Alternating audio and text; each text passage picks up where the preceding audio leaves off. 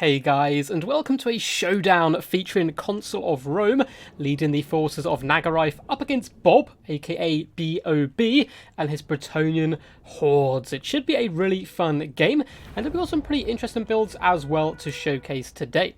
So, of course, coming with a Nagarife-themed build. It wouldn't be a Nagarife if it wasn't an Alathanar build, and it looks like Consul Rome is ready to oblige. So you have Alathanar up front. He's going to be coming in with his Moonbow, of course, a very potent and deadly magic missile. It is rather expensive, but I do often pick it myself as well. Very good at destroying elite blobs. We have Slippery as well as the Shadow Crown, and it looks like Darken the Skies as well. It's a pretty cool toolkit, and it looks like he's going to be supported by some Shadow Walkers, a unit of elite archer skirmishers, which are isolated to just Nagarife sub-factions, so you can't bring these guys if you're any other high-elf force, but pretty cool. They're basically kind of non-armor piercing Way Watchers, but to make up for that, they do come in with some pretty deadly poison. It looks like over on the far side, we do have the Grey Regiment of Renowned Shadow Warriors. You don't get to see these guys terribly often. You normally see the basic unit, but they have a really cool colour scheme for one. They're Master Ambushers, have pretty decent range and good stats all round. They also have Loic's Shroud, it would seem, giving them plus speed and stalk and unspottable, which is very useful indeed. For the main battle line, we have gone completely cheap and cheerful, it looks like. Spearmen dotted all the way along. They'll hold back hordes of peasants, and again, the spears will be useful up against the large cavalry, which Bretonnia tend to bring in quite masses. In the back line, we do have some archers as well as an Eagle Claw Bolt Thrower, going to be used to pin down enemy cav, or also do its burst shot into archers, can certainly be pretty damn deadly. With some Ilium Reavers as well as some Silver Helms in the back lines, who are going to be assisted as well by some War Lines of Therese. So a few fast movers just to pin in enemy cav, intercept them, or cycle charge the front line. Poke into the back line to shut down peasant bowmen can also be pretty useful. And we do have a unit of Phoenix Guard as well. A unit you don't see terribly often. I mean, they seem like they're super good, right? They're armor piercing, they're anti-large, charge fence against all, fantastic stats all round, and a decent 100 armor.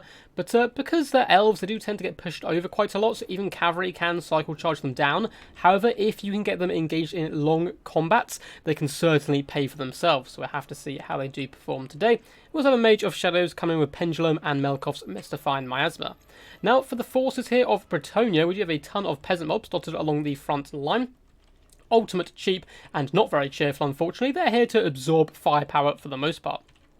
In the secondary battle line, we do indeed have foot squires, just for a bit more meat in that central pocket, and then we have spearmen at arms dotted around as well. We have a ton of peasant bowmen in the centre pocket. It looks like we're probably going to have about 6 units all round. Now, peasant bowmen, actually 1, 2, 3, 4, 5, 6, 7 in fact, incredibly cheap and trade very effectively against enemy archers, simply because you're unleashing 6 to 8 shots in one go, and despite the fact you're not very accurate, if you throw enough arrows at something, some of them will eventually stick.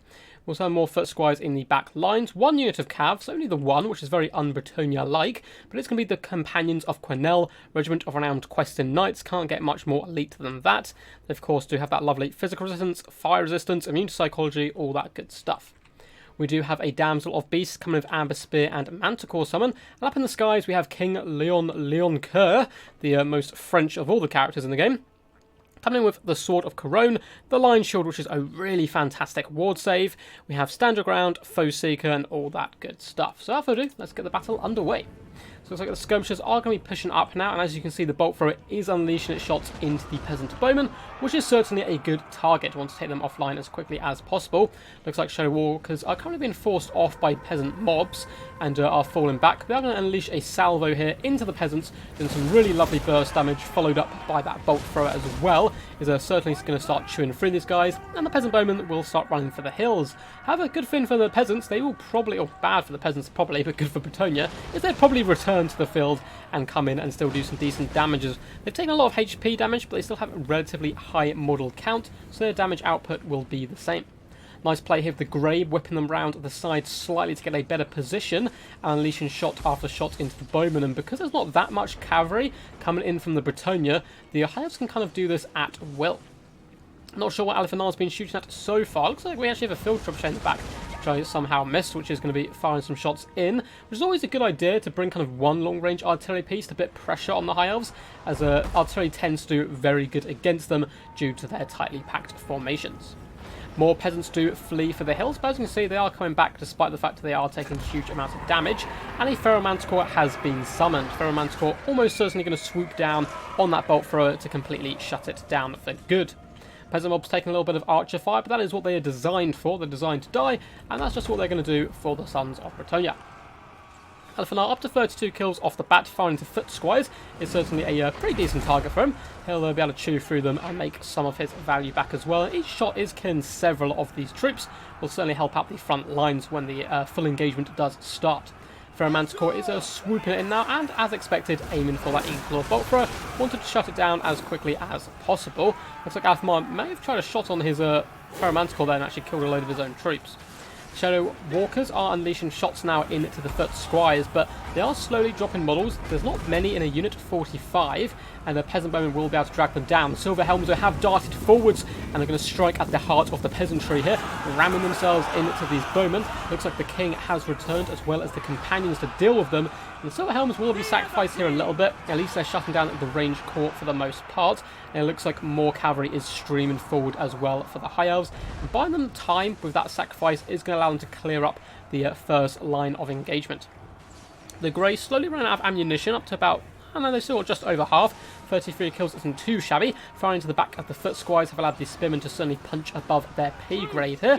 Looks like the Earclaw bolt thrower still has all its pieces available as well, and the Ferromanticore has been dealt with by the war lines of Therese, a really good counter-initiation unit in my opinion. Massive pendulum comes down the line, clipping 2 units of peasant bowmen. They've been slightly better. If he cast it here, he might be able to get through all of them, but still breaking off 2 units is certainly no joke, and is some pretty good value. Looks like the Mage of Shadows is having to retreat, however, as the King does indeed lurk. Phoenix Guard going pretty strong and have managed to find themselves up against the Companions, who do have a Melkov's Mystifying Miasma pop to them, slowing them down, and they certainly took a huge amount of damage there from the Phoenix Guard, who stand strong, despite the fact that Trebuchet is now launching shots in, and up to 45 kills as well. Certainly pretty powerful stuff. Shadow Walkers are going to turn to engage up against the King, as the Mage has to flee. Alien Reavers as well coming back to pin him in, sacrificing their own lives in a desperate attempt to allow the Mage to survive a little while longer, as another pendulum or 2 down this line would really break up the archer contingent of the Bretonnian forces. Over on the left hand side, High Elves doing a little bit better, pushing back spearmen and all that do indeed approach. Another pendulum does come down. Unfortunately, it looks like it was slightly mispositioned this time, and that could be huge and very costly. If we got that perfectly down the line, that probably would have been 4 units, at least off the battlefield for a considerable amount of time, if not gone for good by shattering. However, the Grey have now managed to push up, unleashing round after round into the peasants, and they're going to try to make up for that Mage's mistake by doing some pretty decent damage. And these guys just look so cool. I know I've said it a couple of times, but look at their cloaks. Looking very badass indeed, as the second Ferromanticore is currently rampaging through some Shadow Walkers, which is an okay target for it in its own right. Over on this far flank here, Sword of Corona is going to help the units here of Bretonnia drag down the Phoenix Guard, and a lovely follow-up as well here, with the Foot Squires coming in to really make advantage of this low melee defense and armor the Phoenix Guard currently possess. The King as well can be coming through with that line shield, getting a bit of protection, and doing some nice cycle charging before once again continuing his hunt for the Mage of Shadows. More shots are being unleashed here, as the High Elves have managed to secure this kind of central pocket here, although peasants are starting to float into the back lines. Another huge pendulum goes down, this time clawing its way through Foot Squires. Lovely cast, and dragging these guys down pretty hardcore. As the Companions of Cornell do get a lovely rear charge into the Phoenix Guard, but every charge is going to result in the death of many a knight, as these elite High Elf infantry are going to be spinning those halberds around, and the war lines pounce as well. And yeah, those Companions got absolutely destroyed there. The balance power is currently in the favour of the Bretonnia.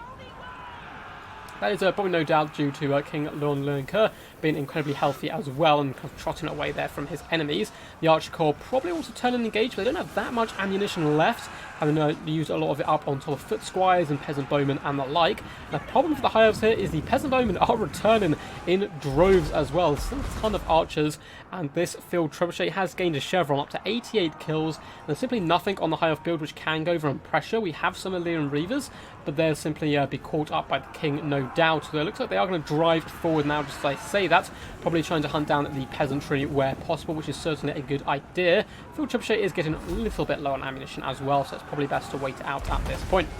Slippery has been popped on Alephanar as he flees through his own Phoenix Guard. But the King's not going to stick around and come face to face with those elite infantry. Just as I say that, actually gets pinned in place here by some very brave Lions as well as the Leon Reavers. And the Phoenix Guard have managed to catch up here. This could be a good chance to do some massive damage to the King, but stand your ground and the Lion Shield popped.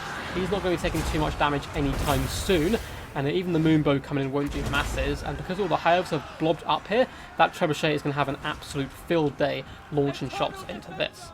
Have a lovely play here by the Leon Reavers who have danced forwards, running over all the peasants, just destroying them, breaking off the entire Bretonnian range core. They can now bounce back to the Trebuchet while the King is indeed busy, although it looks like he may be getting back up into the skies. Major Shadows giving him a little bit of his own medicine, chasing him down and whacking him a little bit on the hind there. And the High Elf core is still, it's a bit battered, but, you know, can certainly do some decent damage, no doubt. And Alephanar is helping to clear up some Spearmen at arms with the help of some Shadow Walker fire as well, although that looks like it was actually aiming for the King.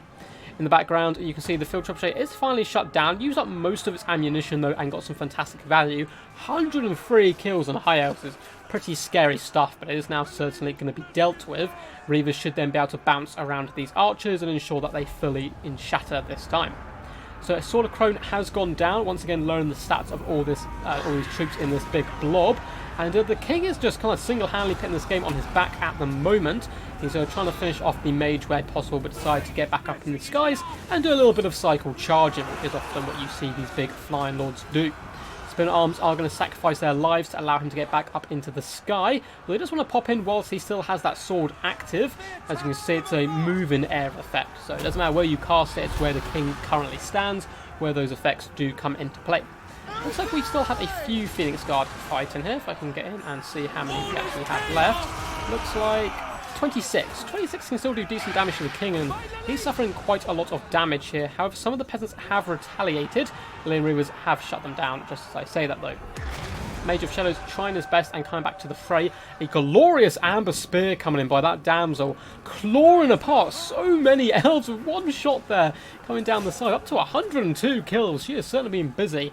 Haven't really been focused on her, but I'm sure those amber spears have done some pretty disgusting damage all round. The King is now fleeing from the mighty blob, but in come the Leon Reavers to try and pin him in, but he does just about get up in the skies, although the Leon Reavers can now bounce between all these other units and do some pretty fantastic damage. And it looks like the High Elves do outnumber the Bretonnians here, which is normally a good sign for the High Elves. The King does jump in. Looks like he's once again going after that mage where possible. Melkov's Mystifying Miasma has been popped down on him, which is going to make it a bit more of a struggle to escape. But luckily for him, he didn't have a big attack animation, which kind of launched him into the centre. He was on the edge near his troops, and that is going to allow him to get back up into the skies and flee. Foot Squires fighting bravely. Only 13 kills on these bad boys, but as long as they hold, the King can indeed cycle. That's just what he's going to do. Going after the Shadow King, Alephanar, who has popped Slippery in an attempt to escape, and he's hiding well amongst all his own troops, but Leon Kerr has been an absolute monster this game, and there continues to be a threat to the High Elves here, as he claws apart swaths of Elves with each strike. Looks like he's going to try to pull out here. Some Spearmen trying to hold the line, but they are giving ground in some rather glitchy fashion there, kind of being shunted back. And it looks like he has managed to push them over and is going to get up into the skies once more. Probably a good idea for the High Elves at this point just to focus down all the chaff rather than the King, to ensure that he has to stay and fight, but it's easier said than done. In the distance, we have some Shadow Walkers walking their way back to the main fight, but once again, the sword has gone down. That doesn't have the longest cooldown time, and it looks like with the assassination of Alephanar there by the King, the High Elf forces are actually going to break, and it's going to be a valiant defeat, as the forces of Bretonnia slowly manage to turn around and rally to the King. Very, very, very cool game indeed, with some really interesting units, especially on the High Elf roster, which you don't get to see terribly often. But I hope you guys did enjoy this one. If you did, feel free to like and subscribe for more Total War Warhammer content. Feel free to comment as well. I do eventually reply to all the comments. I tend to do it in like a batch once or twice a week. Anyway, good game by both these players. Well played to Consul Rome and BOB here. That Trebuchet was an incredibly nice pick, up to 103 kills, really helped drag down the Phoenix Guard over the course of battle, and when they did blob up, which they needed to, on someone like King Leon Kerr, it really then managed to punish them even harder, which is some good stuff. A load of peasants, one of which seemed to be triple gold chevron for some bizarre reason. I assume that happened at the start of the battle. They put them on before the battle, sorry, rather than them earning it. The peasants did some okay damage to some big units, but overall they were shut down rather effectively, and it was kind of a hero carry, with the Damsel of Beasts getting 115 kills. I should have paid more attention to her amber spears. We caught that one at the end, which I'm sure got her a lot of kills, but that, combined with the Manticore summon, means she did some pretty decent work, but the king was the real kind of hammer there to break the spine of the High Elf forces. As for the High Elves, if you've been watching my channel for any length of time, you know I'm a massive fan of Alafanar. He's one of my favourite characters in lore. I highly recommend the book The Shadow King, written by... oh, I can't remember off the top of my head. Unfortunately, I don't have the book on me, as I've moved house, so it's kind of packed away somewhere. But I'll find out for you guys for a future replay. But yeah, Alafanar, check out the book, very good stuff. And the major shows did some pretty good work. I think if one of those pendulums had hit harder the second one, perhaps he could have forced off those peasant bowmen a little bit quicker. Always good to see the Shadow Walkers and the Grey as well, performing pretty admirably. 132 kills on the Grey, especially because there's so many of those damage against archers and other key targets, firing to the rear of their enemy, and allowing him to win some of those frontal engagements the spearmen otherwise would have struggled with. Fitness Guard as well did a good job in trying to prove me wrong with their effectiveness, up to 95 kills and gaining a chevron, really helped drag down the enemy cavalry and was a good backbone for the High Elf force. Unfortunately, they were defeated by the might of the cycle charge. Hey guys, if you do want to see your replays up on the channel, feel free to join my Discord. There is a link down below in the description, and you can submit them there. There's other links as well in the description to how you can support the channel via Patreon and the like. Hey guys, until next time, peace, and as always, stay awesome.